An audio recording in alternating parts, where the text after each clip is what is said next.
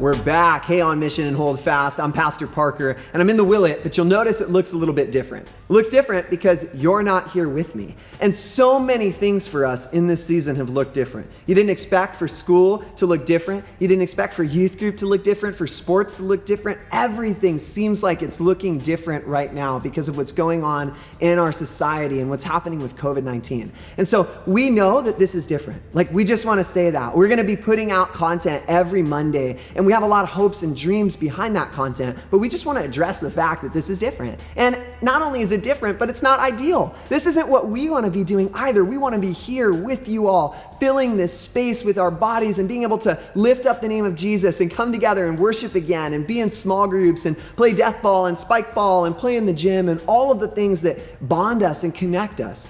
But we still believe that in this season, God is doing incredible things. And so we believe that God is going to use the less than what we would typically want in this season to do awesome stuff.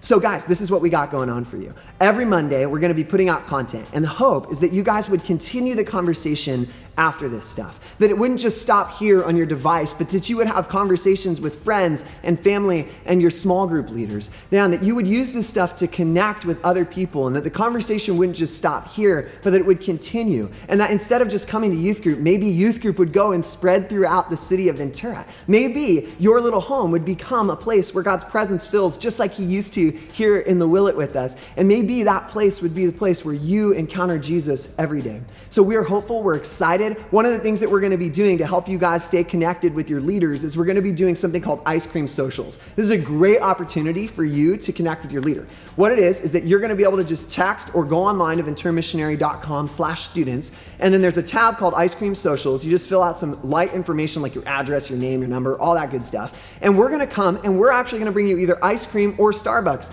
your choice. And we'll social distance and honor all the protocols. We'll sit in your front yard or backyard or on the street with you while 6 feet apart, and we just want to connect with you. We want to hear how you're doing. We want to pray with you. We want to process the message and the content that I or your leaders will be bringing to you on this platform. And we just want to continue to develop relationship with each other. We know that life is lived best when it's lived together. So guys, again, we know that this isn't ideal, but we trust Jesus. We trust that nothing can dethrone him. And so we want to continue to pursue him and get to know him. And for right now, this is the best way that we have. So let me stop talking. Let's get into the rest of the evening. Thanks, guys.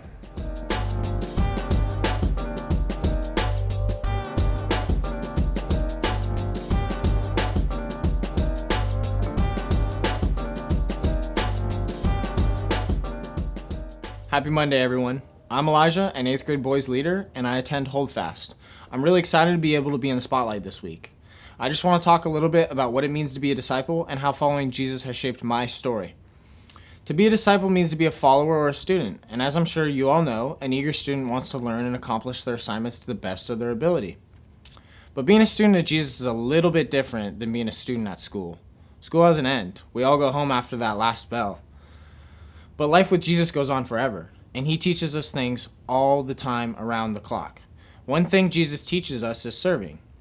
By serving others, we ultimately serve and glorify him. Everyone serves differently through different avenues and gifts. All my life, I thought I was destined to never know how I served others. Stubborn younger me decided if I wasn't going to know how I could serve, then I wouldn't bother at all. I grew impatient. God was going to reveal to me how I could help push his kingdom, but I would rather spend my time doing other things, which was essentially nothing. I had no hobbies. Nothing was interesting. Not school, not sports, not video games, not movies. Nothing could bring me the joy and happiness I was looking for, except I did love to do one thing, talking to people. So that's what I devoted my time to. My friends were the only people I wanted to hang out with. Talking with people was what would fill me up.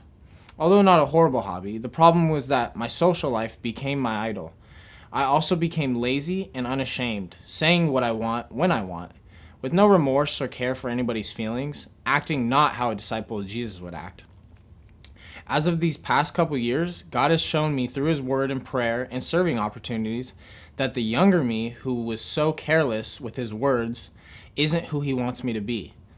Acting wrongfully unabashed, caring about the stuff of this world, hurting people with my words, that's not who I was supposed to be. And as Jesus continues to shape who I am and who I will be, he even has showed his plans for me and what he'll do with my gifts to serve others in his kingdom. He showed me that to have other interests on top of investing in people and their lives while still making God my priority. He showed me that I can serve by how I treat, respect, and interact with others. If I would have just paid attention like an excellent student would, I would have saved myself and others a ton of time and hurt. In the end, all is not lost. Christ redeems everything, so it's never too late to open your eyes, your heart, and your ears and listen to what he has to say. I'm going to read Matthew 5:1-2, a verse Pastor Parker asked me to read. Now when Jesus saw the crowds, he went up on a mountainside and sat down. His disciples came to him, and he began to teach them.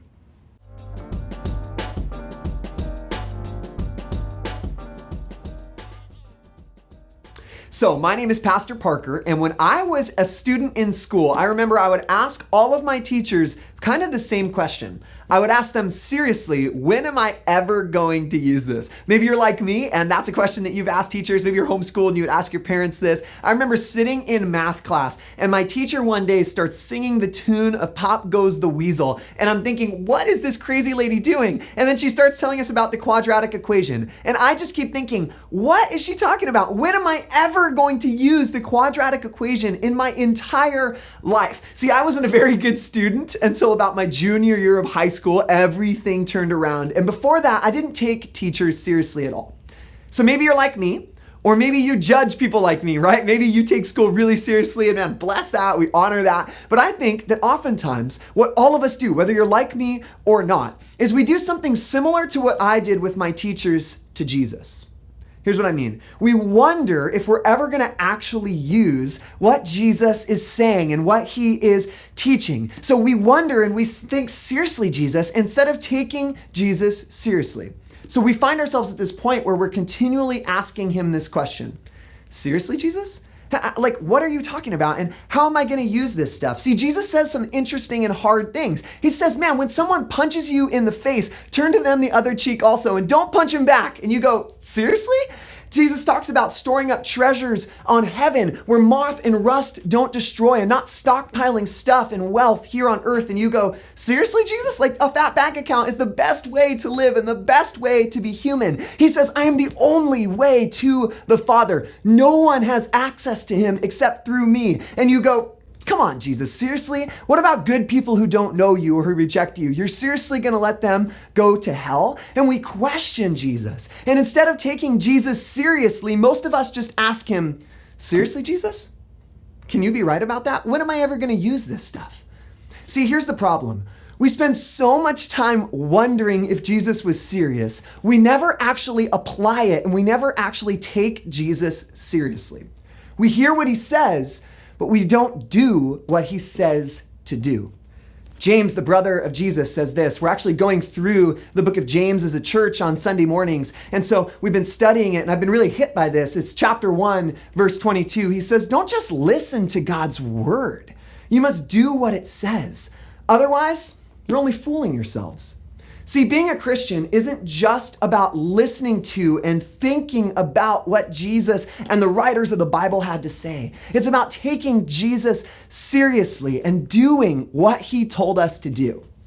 So, if we want to take Jesus seriously, we're going to have to scrap some of what we think being a Christian means, and we're going to have to rebuild a little bit. And so let's start tonight with this word, Christian. What do we mean when we call ourselves Christians? Here's what I've usually found through talking with most people. What we normally mean is that we go to youth groups sometimes when we're free before COVID, right? We probably aren't tuning on now, but we used to do stuff like that. We really don't want to go to hell. Like, we're afraid of dying, so we need someone to come and rescue and save us. And we feel really bad when we do something wrong sometimes, right? Unless we keep doing it, then that kind of numbs out. That's what most of us mean when we call ourselves Christians. But what if there is way more to it than that? See, Jesus didn't just come for that stuff. No. See, so many people miss the point of the gospel. So many of us think that the gospel means that we get to go to heaven when we die. And we do. We believe that as followers of Jesus, that this earth isn't the end of the end of the end for us. But no, there's something more. There's eternal life and heaven. But it isn't just about heaven. See, the gospel isn't about getting to heaven. No, the gospel means that we get God. here and now, in a relationship with him, next to you, in front of you, behind you, within you, coursing through your veins. You get access to God here and now. It's not about something far off and distant in the future. And so many of you ask me this beautiful question. I love getting it. You ask me, Pastor Parker, how do I get closer to God? And 99% of the time, the advice that I give you in one way or the other is I tell you, man, take Jesus seriously. Take the stuff that Jesus said seriously. Take the life that Jesus led seriously and begin to wrestle with this stuff and apply it in your life. 99% of the time, I say, man, you just got to take Jesus seriously one way or the other. And then you ask me again, a follow-up question usually, which I think is so beautiful. How do I do that? How do I do that? So tonight we're going to walk through a little bit more of what this word Christian means and talk about how do we take Jesus seriously. So the first step in taking Jesus seriously is to be willing to relearn some things we think we know about Jesus and about Christianity. We have to be willing to challenge what we think it means to be a Christian with what it means to be a Christian. We have to be willing to say, man, maybe I'm not 100% accurate about what being a Christian actually means. Maybe I have some wrong ideas about what it means to follow Jesus and to exist in the world with him. We have to be willing to learn. We have to be willing to become students of Jesus. And then the second thing that you have to ask yourself is, how can I learn? How can I learn how to be a Christian, right? And like anything that you want to learn, you need to find a teacher. When I was first getting into photography and learning about it, I had one of my best friends. His name is Henry Young. He actually used to be a Holdfast student, and that's how him and I met when I was going to a college group that we used to do a long time ago. And he became one of my best friends, and I was getting into photography, and he's an amazing photographer. His edits are incredible. The way he sees the world is just beautiful. So I asked him, Henry, can we get some time together, and can you teach me how to go shoot photos? So he said, yeah, dude. In fact, let's go on a camping trip. We'll go up north, and we're going to do this whole big trip, and I'll teach you a bunch of different stuff. And man, Henry was so helpful. He would tell me, no, instead of using this perspective, shift the perspective a little bit and change the way things look, or look, instead of shooting from this high, maybe shoot down below, find something to put in front of the camera. But Henry could only get me so far on that little trip. When I got home, I used to YouTube videos from a guy, if you've ever been into videography, his name is Peter McKinnon. He's an incredible videographer, and he has great things to say about photography as well. He's a fantastic teacher. So I would go to YouTube and learn something. So many of you have probably learned something from YouTube, or maybe by going to your mom or your dad and asking for help, or going to a school teacher, or going to one of your leaders at youth group to help you navigate something that's going on in your life. When you want to learn something, you got to find a teacher to be able to help you learn that thing. And right now, think about this in your mind's eye. Who teaches us how to be a Christian? Jesus. Jesus is the answer. He's the one who teaches us how to be a Christian, because Christian, the meaning of it is little Christ, meaning little Jesus, like someone that wants to become like Jesus. So Jesus is who teaches us how to be Christians. And you might be thinking right now, like, whoa, hold up, wait, Parker, isn't that our youth leaders' job? Aren't they the ones who are supposed to be teaching us like Jesus? That's a great question. Our job as your youth leaders is to help you follow Jesus. Jesus is the one who teaches you, and we get the honor and privilege of walking alongside of you as you walk with Jesus. Kind of like a teacher's aide. Maybe you had those. I remember I did when I was in elementary school. They assist the teacher, but they don't take the place of the teacher. That's our role here at On Mission and Holdfast, is to walk alongside of you. So let me go back, rewind this a little bit, and let me summarize the 2 points that I made. This is what I'm saying. Being a Christian means that you are a student of Jesus. That's what it means. Let's look again at this week's verse that Elijah read for us. Matthew chapter 5, verses 1 and 2. When he saw the crowds, he went up on the mountainside and he sat down. His disciples came to him and he began to teach them. See, we were not originally called Christians. That actually came much later in the book of Acts, chapter 11, after Jesus' life, ministry, death, and resurrection. The church was commissioned, and in the 11th chapter of Acts, they're called Christians. And originally, the word was actually meant as a put down. It's a way to make fun of people who are following the way of Jesus. See, remember, Christian means little Christ, and that's meant to be a derogatory, a negative thing in the Bible. It's like using baby talk to someone, right? Like, oh, look at the little teeny tiny tiny Christian. Oh, they're so cute. They're trying to be like Jesus. Like when Levi tries to be like me, or Noah, my daughter, one of her favorite things to do is to try and put on my shoes and walk around the house. It's so adorable. But we all know that she doesn't fit into those shoes. And so the people around the Christians at the time were saying, oh, look how cute they're trying to be like Jesus. And it was meant as a derogatory thing. In fact, the word Christian is only used 3 times in the entire New Testament, twice in Acts and once in 1 Peter. But the word that we just read, and the word that has way more biblical weight in it than Christian, is the word disciple. Disciple is used 261 times in the New Testament to describe what it means to be a follower of Jesus. Disciple is actually a Greek word called mathetes, which means, directly translated, student. A disciple is a student. And when Jesus called people, he called them to come be his disciples. He called them to come be his students. So if you want to call yourself a Christian, then what that means is that you want to be a student of Jesus. That's what it means to be a Christian, that we would be students of Jesus, letting him teach us about every single part of life, not just math and stuff like that, but about how the world operates and what truly is good and what truly is evil and broken in the world, and what things we really should stand up for and what things we really should just carry the weight of on behalf of society. Jesus is the one who teaches us about all of our lives.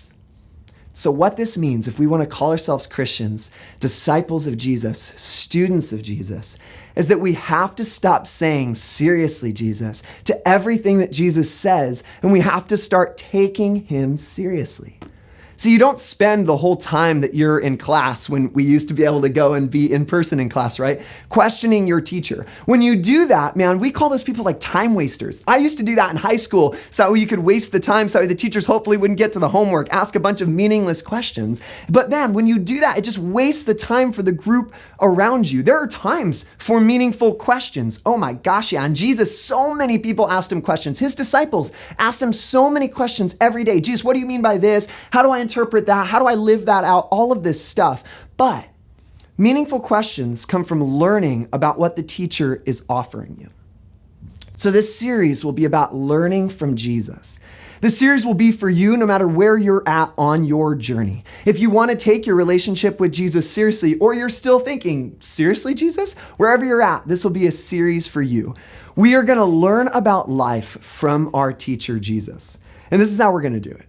We're going to walk through the largest collection of Jesus's teachings. It's called the Sermon on the Mount. It's in Matthew chapter 5, 6, and 7. We started it tonight reading verses 1 and 2. And there is so many different things that Jesus has to say about life in this. Jesus talks about getting angry. He talks about when we want to get back at people, what do we do? He talks about praying. He talks about when you get so worried by life that you don't even know what to do. He talks about judging other people. He even talks about work things like construction in this. It's incredible how much Jesus covers in 3 chapters. And so, man, we're just going to walk through this. It's Jesus's teaching. It's a collection of all of his teachings about how the world is supposed to operate when he has his rule and reign, and how his people are supposed to operate in the world.